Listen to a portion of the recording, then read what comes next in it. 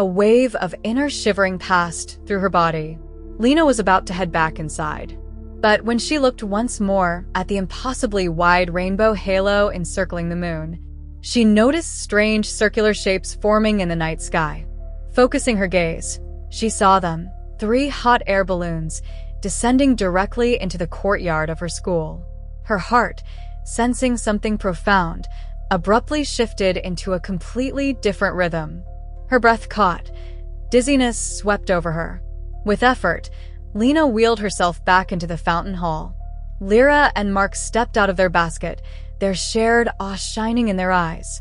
They looked around, just as some of the younger timekeepers did, those who had only recently passed their own initiations and knew much only on an intuitive, theoretical level. It was the late 19th century. They, in turn, were being observed with equal curiosity by the young students of the School of Legacy and Inspiration, who had quickly formed a close circle around the newly landed balloons. The point of projection equilibrium was near. Sensing the pulsing of his own heart, the elder called for Lyra and Mark to follow him. Together, they pushed their way through the gathering toward the school building. They ran up the wide granite steps of the main entrance and ascended to the second floor. The elder's heart led him. He knew exactly where to go. Throwing open the wide doors of the fountain hall, he saw her. It took Lena only one glance to recognize him. Despite the long years and the fleeting, silent nature of their first encounter, trying to hold herself together, she realized that her body no longer obeyed her. She slumped helplessly back in her chair. The elder rushed to her side. Lyra and Mark followed. Attuning himself to his inner vision, the elder approached one of the 12 sectors of the Great Circular Basin, divided by rays forged from pure silver. Radiating outward from the central circle where a large basalt fountain bowl stood, its delicate jet of water rising from its heart.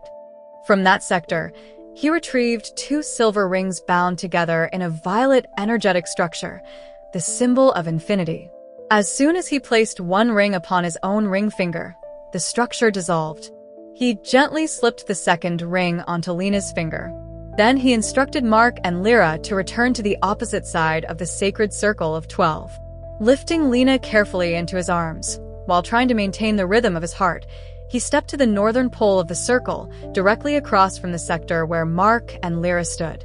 From the upper dome of the fountain hall, the light of the North Star beamed down, amplified by the coronal radiance of the full moon, and struck the center of the fountain. Reflecting off the star crystal hidden beneath the water, the energy of the cosmic light codes of unity merged with the molecules of the water and traveled outward along all the silver rays, linking every person in the room into a single luminous crystalline sphere. At that moment, Lena awoke. The elder, never breaking eye contact, gently lowered her to the floor and took her hands in his. Makar, that is my name. He whispered. Paulina, she replied softly. On the opposite side of the pool, Lyra and Mark stood, hands joined, eyes locked. The projections aligned. The ringing current of the ascending spiral restored the wholeness of the first mother soul, the soul of the priestess of the solar sanctuary, embodied through Lyra and Mark.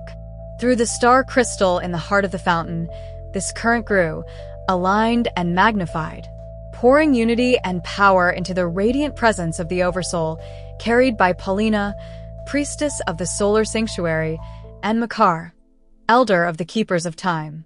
And then, through the opened portal of multidimensionality, amplified by the harmony of celestial spheres, within the renewed crystalline grid of the ascending earth, rising and intensifying in the rays of mastery from the universe and the multiverse, myriads of light-born fractals, each uniquely divine, began to weave themselves into the one mighty flow of divine energy, becoming the tapestry of creation and the sacred self-knowing of the Source.